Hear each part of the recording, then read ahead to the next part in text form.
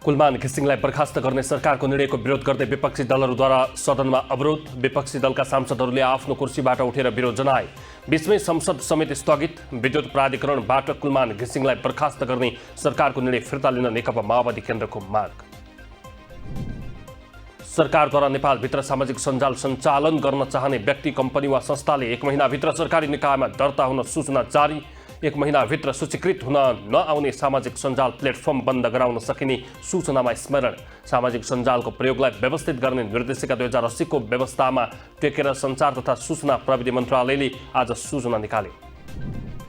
विपक्षी दलहरूद्वारा नेपाल विद्युत प्राधिकरणका कार्यकारी निर्देशक कुलमान घिसिङलाई अपमानपूर्वक हटाइएको भन्दै विरोध। माओवादी संसदीय दलको कार्यालय सिंहदरबारमा बिहान बसेको विपक्षी दलको बैठकद्वारा घिसिङको पक्षमा उभिने निर्णय। जिल्ला समन्वय समिति काभ्रे प्लान्चोकका प्रमुख दीपक कुमार गौतम पक्राउ। प्रहरी विरुद्ध बानेश्वरले बैंकिङ कसुरको आरोपमा गौतमलाई पक्राउ गरेको वृत्त प्रहरी प्रमुख नायब प्रेक्षक वीरेन्द्र गोदारद्वारा जानकारी। प्रहरीका अनुसार गौतम विरुद्ध बैंकिङ कसुर सम्बन्धी 3वटा जाहेरी, उनलाई 7 लाख रुपियाँको बैंकिङ कसुर मुद्दामा पक्राउ गरिएको उल्लेख। सोलुखुम्बुको लिखुफिके गाउँपालिका वडा नम्बर 2 का वडाध्यक्ष सहित पालिकाका अन्य 2 कर्मचारीलाई भ्रष्टाचार मुद्दामा विशेष अदालतले सफाई दिएपछि उक्त फैसला उप अख्तियार दुरुपयोग अनुसन्धान आयोग सर्वोच्च अदालतमा निशुल्क रूपमा दानपत्रमा पास गरेको जग्गा सो विपरीत गरी झुट्टा बिल भरपाईका आधारमा भुक्तानी गरिएपछि अख्तियार दुरुपयोग अनुसन्धान आयोगले विशेष अदालतमा 6 लाख बिगो माग दाबी सहित आरोपपत्र दायर गर्यो। होलीको दिन छुरा प्रहार गरी हत्या भएको घटनामा संलग्नलाई पक्राउ नगरेको भन्दै मृतक परिवार र स्थानीयद्वारा जनकपुर जलेश्वर सडक खण्ड अवरुद्ध।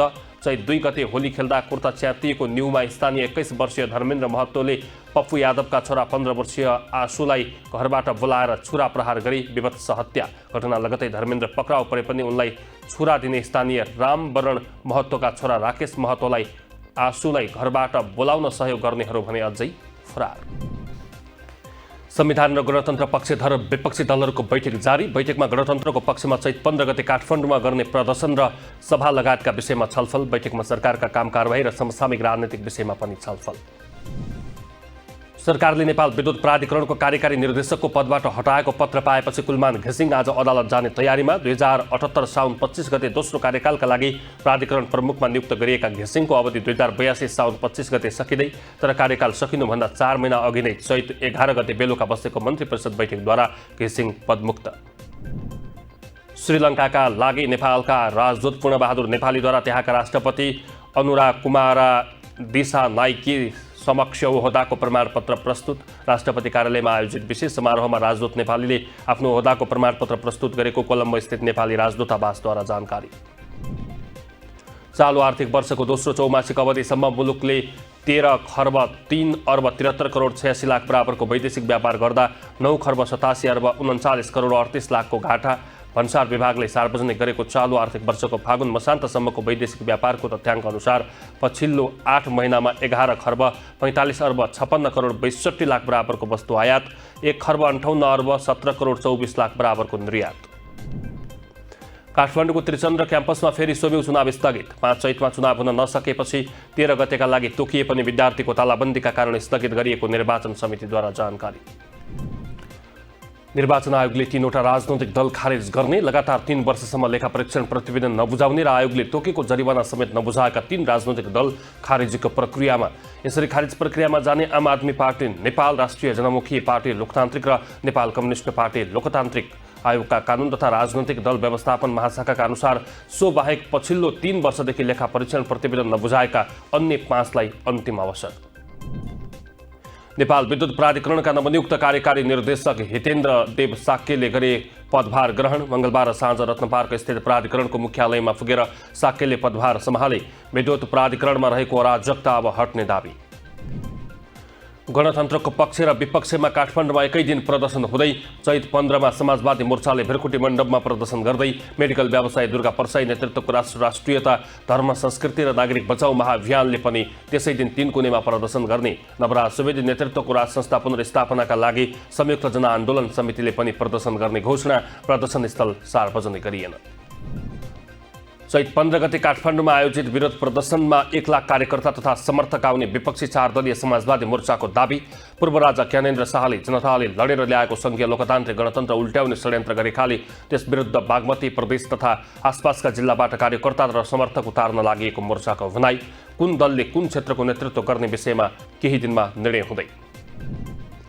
यो वर्षको वसन्तकालीन यामको हिमाल आरोहणका लागि अनुमति दिन सुरु। पर्यटन विभागका अनुसार अन्नपूर्ण सहित विभिन्न चुली आरोहणका लागि 8 आरोही समूहका 18 महिला र 40 पुरुष गरी कुल 58 जनाले अनुमति पाए। हालसम्म नेपाल सहित 24 देशका आरोहीले आरोहण अनुमति लिएको जानकारी।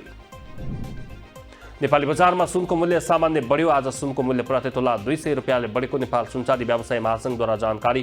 महासंघका अनुसार आज सुनको मूल्य प्रति तोला 1,73,500 रुपियाँमा कारोबार हुँदै। त्यसै गरी 2 दिनसम्म स्थिर रहेको चाँदीको मूल्य पनि आज बढ्यो। आज चाँदीको मूल्य 10 रुपियाँले बढ्दै प्रति तोला 1,990 रुपियाँ कायम।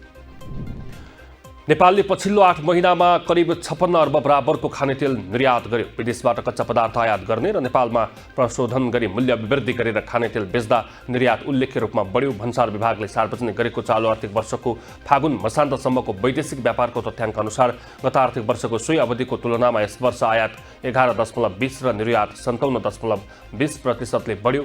पछिल्लो 8 महिनामा 1,58 अर्बको निर्यात।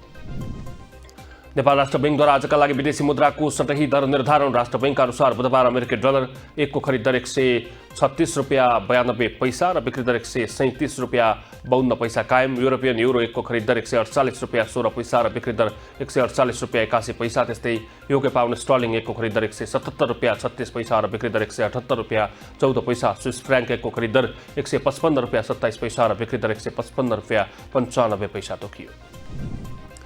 साउदी अरेबियामा 3 दिनको शान्ति वार्तापछि रुस र युक्रेनले अमेरिकासँग विभिन्न सम्झौता गर्दै ब्ल्याक सीमा युद्ध विराम गर्ने सहमति। रुस र युक्रेन वाणिज्य व्यापारलाई सुरक्षित गर्न तथा ऊर्जा क्षेत्रमा सैन्य आक्रमण रोक्न सहमत भएको उल्लेख। 3 वर्षभन्दा लामो समयदेखि रुस र युक्रेन बीच भइरहेको युद्ध 30 दिनसम्म रोक्ने सहमति। अमेरिकी राष्ट्रपति डोनाल्ड ट्रम्पको कूटनीतिक पहलको प्रतिफल मानिएको व्हाइट हाउसको दावी।